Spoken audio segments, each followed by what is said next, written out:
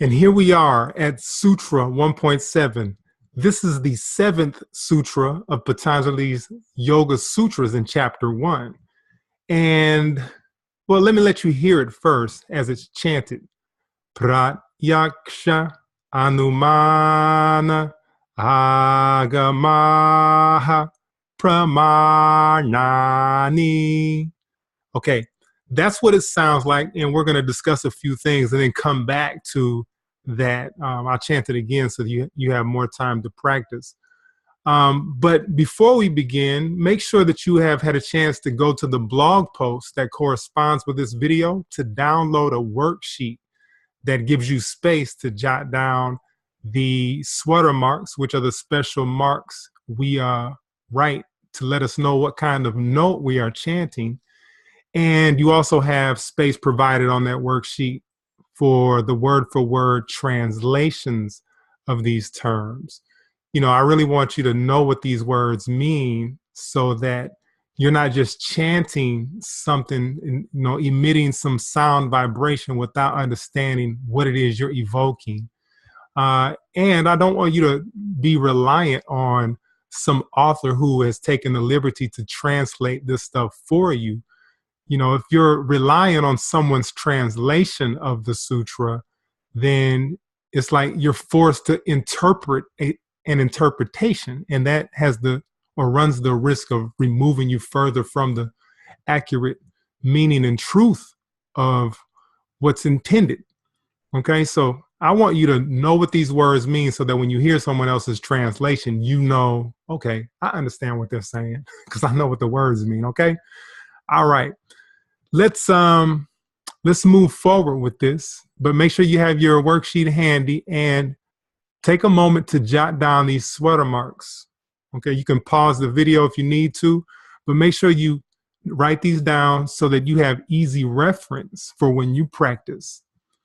Now, I'm going to go ahead and chant this again, and I want you to follow along with your eyes, looking at the red marks, the Sūtra marks, and listen to my voice at the same time so you can hear the low, middle, high notes. Okay, so that when you practice, you have a better chance of understanding exactly what's happening, since I know many of you are doing this in isolation by yourself. But don't forget that we have the New Moon Monthly MeetUps where we get together in groups and discuss this stuff, but we also will chant this.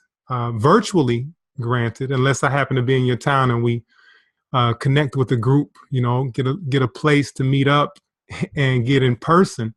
But otherwise, we'll be doing this stuff virtually. Okay, but for now, I expect that many of you are doing this in isolation, unless you have your own study group. Okay, so listen along, follow along with your eyes, and let it just make as much sense as possible at this moment. Pratyaksha Anumana Agamaha Pramanani. Listen to the special sounds too. Remember, the S with a dot beneath it is a retroflex, and the N with a dot is a retroflex. So we pronounce those with the tongue curled back toward the back of the mouth, with the tip of it touching the roof of the mouth in the back. Okay, and the H with a dot beneath it is an echo sound, echoing the previous vowel sound. Okay, so I'm going to say it again, and listen. You know, listen to the notes and also listen to the pronunciation of these characters. Pratyaksha Anumana Agamaha Pramanani. All right. Now let's discuss what these words mean. I love this stuff, you know, especially this sutra. This sutra is so powerful, you know, because remember, in the previous Sutra 1.6, we talked about the 5 activities of mind. Now we're going to tease out those 5 and discuss each one one by one. So the first one on that list in 1.6 was pramana. Okay, and that's exactly what we're looking at right now. Notice the last word in this sutra. Pramanani. That's pramana. That's the same word. Okay. And the three terms you see in front of it here are the criteria for correct perception or pramana. Okay. And what is that? Well, the first one is pratyaksha. And I didn't update my slide. And this is a perfect example of, the longer you study this, the more clear you become in your own understanding. And then you can communicate and convey what you know to others. But I want you to write this down. It's not written on the slide, but pratyaksha literally means in front of eyes, literally. So jot that down.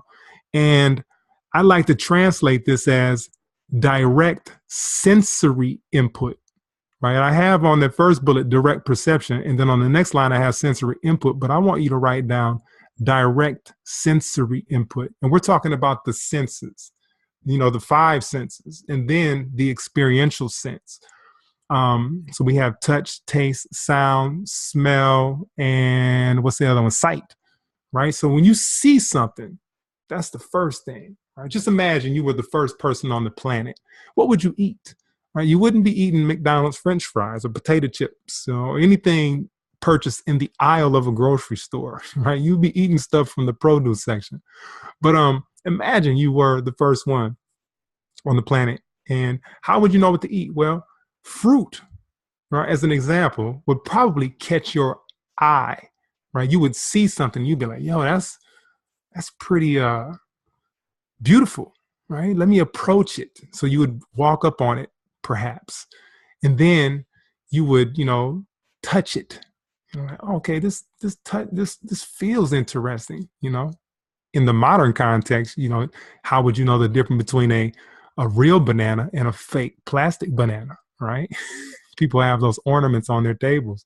I'm just saying, so you would have to touch it, right? Then you might hold it, right? So you have the sense of sight. Then you have touch, feel with your hands, fingers.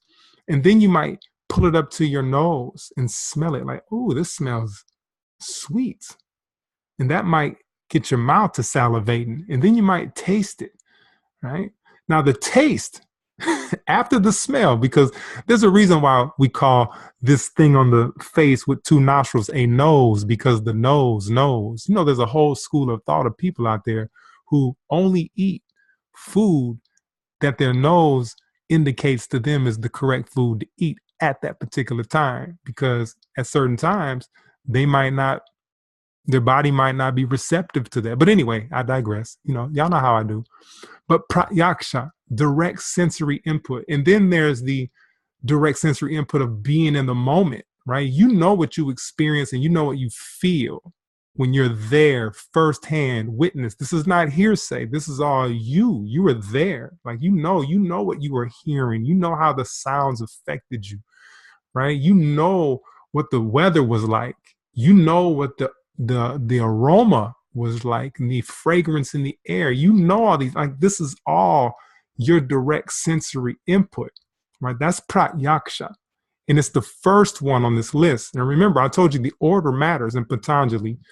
The order always matters. So when we look back at 1.6, it gives the 5 activities of mind, and pramana was the very first one, which means correct perception. That's the most important one.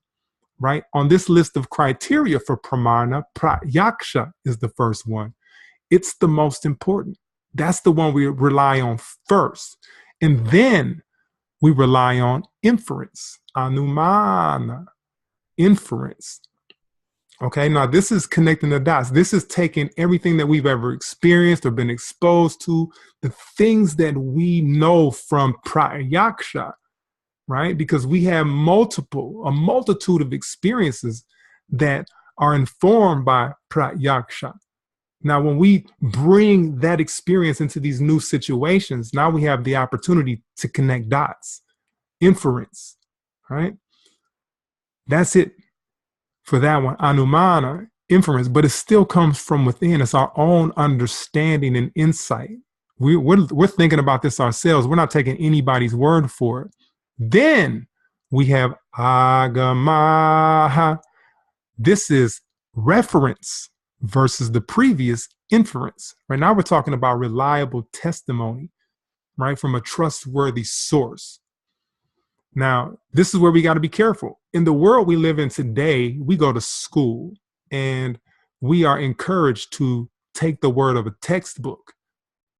I mean, you think about it, we're almost encouraged to deny our senses in favor of the answer the book gives. So the way the world currently is a little bit out of order and out of whack. Now, I mean, just look at all the chaos and all the turmoil that we witness, on a daily basis out in the world. We might have our own personal peace. We might create our own heaven at home. But when we look out in the world, we're like, yo, we could be doing a whole lot better as a big human family, right? Well, some things are out of order. And I believe that this is one of the main places where we've kind of gotten a little bit confused, right? But agamaha, reliable testimony. Now we're talking about like those ancient religious texts from our forefathers, but I'm talking about this profound wisdom, not this new age stuff or the stuff that even psychology. My undergraduate degree is in psychology. I got a love for psychology, but I know the field of Western psychology is about 150 years old. So it's a baby in terms of the grand scheme of like this deep wisdom that's in the world. Patanjali's Yoga Sutras being one of those ancient philosophies handed down to us through the ages. So I have a tendency to rely on them because I view the ancients as our great grandparents to the nth degree. And I know that grandparents love their grandchildren, well, usually, right? So I have no reason to think that what the ancients handed down to us is misleading us. It's not manipulating us in any kind of way. Now, I do see the world that we live in as being a little bit manipulative because people who create products, commercial products, they put out ads to educate us so that we feel compelled to go buy those products. So there is some manipulation going on in the world we live in today, but the ancients don't have that motive, right? The current world does. So we need to be a little bit suspect, and we need to learn how to get back to our senses, trust the wisdom that's within. Okay. But there we have it. We have pratyaksha, anumana, agamaha, and those comprise pramanani. Okay. Correct perception. So those are the three criteria, right? Now, this is Sutra 1.7. This is the last one. If you're a part of the Yoga Sutra Chant Back Challenge that I'm hosting and facilitating on Instagram, this is the last one. And make sure if you want to continue your study of the Yoga Sutras, like I mentioned earlier in this video, that you go to the link provided in the description of this video and sign up for the New Moon Monthly MeetUps, right? Every month during the new moon, we're going to meet up and discuss these sutras, picking up where this challenge leaves off. Otherwise, you can always visit my blog from time to time. As we move forward, I will still be posting this stuff, especially after we finish, what we're talking about during those New Moon Monthly MeetUps. Depending on what comes up in those meetings, I will take that experience, and however I'm moved or compelled, I will post things on my blog for everyone to consume or witness or engage in or whatever. All right. But I hope this has been valuable for you. I hope you have taken the time to write this stuff down on the worksheet that I provided for you. But this concludes Yoga Sutra 1.7. Before I go, though, I almost forgot. My translation of this is pramana involves direct perception, but like I just said, direct sensory input is how I think of it now. Anumana, inference, and a reliable testimony, or you might even say reliable reference. Right? I do go to the Bible nowadays. I wasn't raised that way, but now I know how to read it.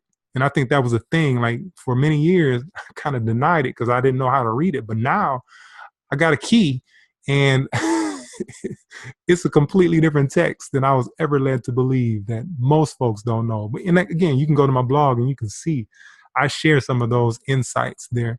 And I'm not a Bible thumper.